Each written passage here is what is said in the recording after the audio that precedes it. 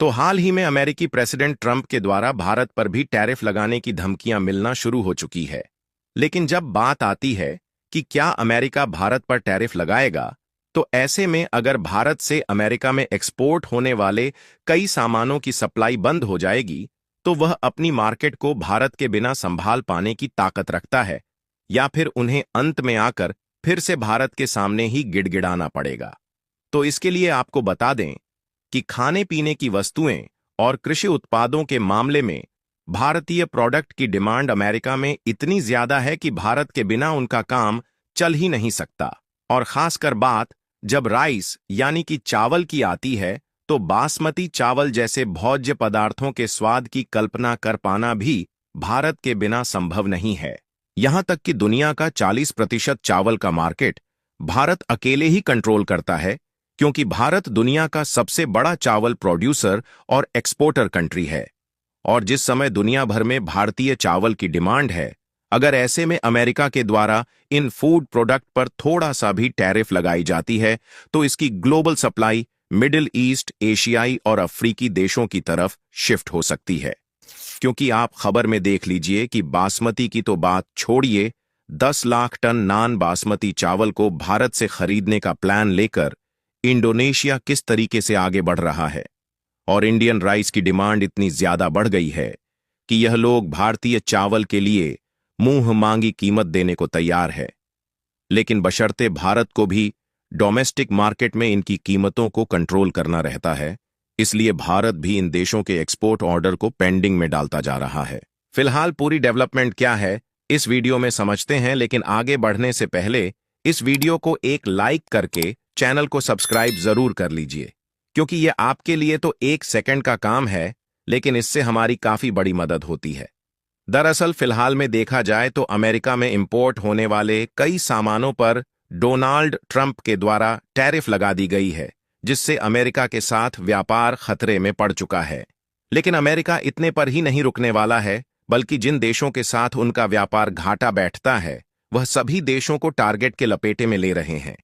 जहां यदि भारत और अमेरिका के बीच होने वाले व्यापार घाटे पर नजर डाली जाए, तो अमेरिका ने भारत से लगभग 87.4 अरब डॉलर के सामानों को इंपोर्ट किया है,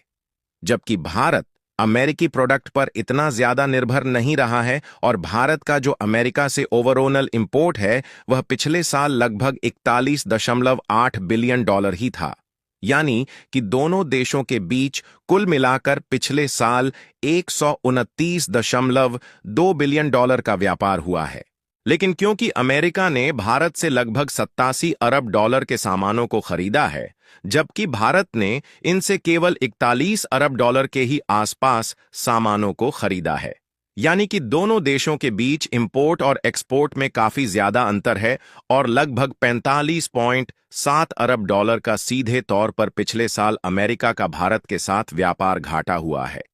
इसी व्यापार घाटे को कम करने के लिए हाल ही में इनके द्वारा कहा गया है कि यह भारत पर रेसिप्रोकल टैरिफ लगाएंगे, यानी कि भारत जितना टैरिफ इनके सामानों पर लगाएगा, यह भी उतना ही टैरिफ भारत के सामानों का लगाकर भारत का एक्सपोर्ट अमेरिका में कम करने की कोशिश करेंगे। यहां पर जब से इन्होंने भारत को निशाने पर लिया है, भारत भी कोई ना कोई उपाय खोजने की कोशिश कर रहा है कि आखिरकार अमेरिका के टैरिफ की तलवार से कैसे बचा जा सके।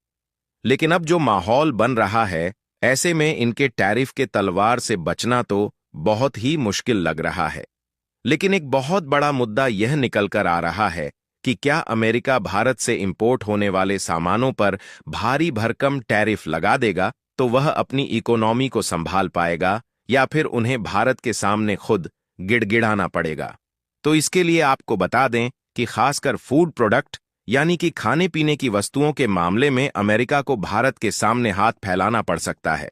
ऐसा इसलिए क्योंकि अगर हम इन आंकड़ों को देखें तो साफ साफ देख पाएंगे कि चावल, जिसके बिना ना तो कोई प्रॉपर तरीके की डिश बन सकती है और ना ही इसके बिना सुबह या शाम का भोजन हो सकता है, यही चावल 7.7 अरब डॉलर का हर साल अमेरिका में एक्सपोर्ट होता है। इसके अलावा समुद्री उत्पाद का एक्सपोर्ट 7.1 बिलियन डॉलर, मसाले का एक्सपोर्ट 4 बिलियन डॉलर, बागवानी उत्पादन का एक्सपोर्ट 3.5 बिलियन डॉलर, और इसी तरीके से तिलहन में 1.5 बिलियन डॉलर के खाने पीने के प्रोडक्ट्स को अमेरिका में भारत हर साल भेजता है। यानी कि आप सोच कर देखिए कि कितनी भारी भरकम मात्रा में खाने पीने की वस्तुएं हैं जो अमेरिका में भारत से भेजी जाती है। लेकिन भारत पर अमेरिका के द्वारा टैक्स लगाने से दोनों देशों के बीच जो व्यापारिक संबंध की कड़ी है वह कमजोर हो जाएगी। साथ ही धीरे धीरे और जैसे जैसे यह व्यापारिक कड़ी कमजोर होगी, भारत का यह फूड प्रोडक्ट एक्सपोर्ट भी उन देशों में शिफ्ट होता जाएगा जिन देशों में इन प्रोडक्ट को एक्सपोर्ट करना भारत के लिए आसान रहेगा और टैरिफ या फिर इंपोर्ट ड्यूटी जैसा कोई भी झंझट नहीं रहेगा। फिलहाल ऐसा भी नहीं है कि अमेरिका में भारत के द्वारा एक्सपोर्ट नहीं किया जाएगा तो हमें नए मार्केट को ढूंढना पड़ेगा, बल्कि दुनिया भर में भारत के ऑर्गेनिक फूड प्रोडक्ट की डिमांड सदियों से चली आ रही है और साल 2018 के बाद से लगातार दुनिया के कोने कोने के सभी देशों में अब तक बढ़ती ही गई है। जहां ऑर्गेनिक फूड प्रोडक्ट में सबको छोड़कर केवल चावल पर भी ध्यान दिया जाए